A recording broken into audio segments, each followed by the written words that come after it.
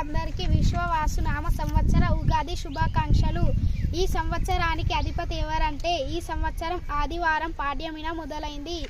ఈ సంవత్సరంలో గ్రహాలు ఏ విధంగా ఉన్నాయి అంటే రాజు సూర్యుడు, చంద్రుడు, మంత్రి, సైన్యాధిపతి రవి, సత్యాధిపతి గురువు, ధాన్యాధిపతి కుజుడు, రసాధిపతి శని, మేకాధిపతి రవి, అర్ఘాధిపతి రవి, నీరసాధిపతి బుధుడు, వర్షాధిపతి యముడు. ఈ వర్షాధిపతి యముడు ఉన్నందుకు మనకు ఏందంటే వర్షాలు ఒక చోట కురుస్తూనే ఉంటాయి, ఇంకొక చోట అసలు వర్షాలే ఉండవు. దీని కారణంగా చాలా మనుషులు చాలా ఇబ్బంది పడతారు. అకాలిక వర్షాల వల్ల చాలా ఇబ్బంది పడతారు.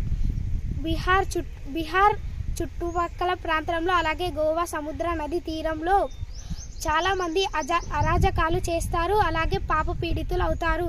ఈ సంవత్సరంలో చాలా అగ్ని ప్రమాదాలు ఉన్నాయి. అలాగే మిడత, ఎలుక, పక్షుల కారణంగా ఒక మనుషులకే కాదు మృగాలకు కూడా ఒక వ్యాధి అనేది వస్తుంది. వీటిని ఆహారంగా సేవించే వారికి అనారోగ్యం. ఈ సంవత్సరం ఆదివారం నుండి మొదలైంది కాబట్టి ఈ సంవత్సరంలో ఆదివారం నాడు మాంసం సేవించరాదు. అలాగే ఈ సంవత్సరంలో ఎటు చూసినా సస్యశ్యామలంగా కనబడుతుంది. అలాగే జ్ఞానం అభివృద్ధి చెందుతుంది, విజ్ఞానం చాలా అభివృద్ధి చెందుతుంది. అలాగే తీర్థక్షేత్రాలు చాలా అభివృద్ధి చెందుతాయి. మరొక్కసారి అందరికీ విశ్వవాసు నామ సంవత్సర ఉగాది శుభాకాంక్షలు. ముందుగా అందరికీ శ్రీ విశ్వవాసు నామ సంవత్సర ఉగాది శుభాకాంక్షలు. నా పేరు సాయికృష్ణ. నేను జెడ్పీహెచ్ఎస్ సింగరాయపల్లిలో చదువుతున్నాను. ఈరోజు మనం ఉగాది సందర్భంగా రాశి ఫలాలు తెలుసుకుందాం. ఈ సంవత్సరం రాశి ఫలాలు: మేషరాశి వారికి ఆదాయం 2, వ్యయం 14, రాజపూజ్యం 5, అవమానం 7. వీరికి వచ్చేదానికన్నా పోయేదే ఎక్కువ ఉంది. నెక్స్ట్ వృషభ రాశి వారికి ఆదాయం 11, వ్యయం 5, రాజపూజ్యం 1, అవమానం 3. వీరికి ఆదాయం ఎక్కువనే కనిపిస్తుంది. మిథున రాశి వారికి ఆదాయం 14, వ్యయం 2, రాజపూజ్యం 4, అవమానం 3. వీరికి ఆదాయం అయితే చాలా ఎక్కువనే ఉంది, వ్యయం కూడా తక్కువనే ఉంది.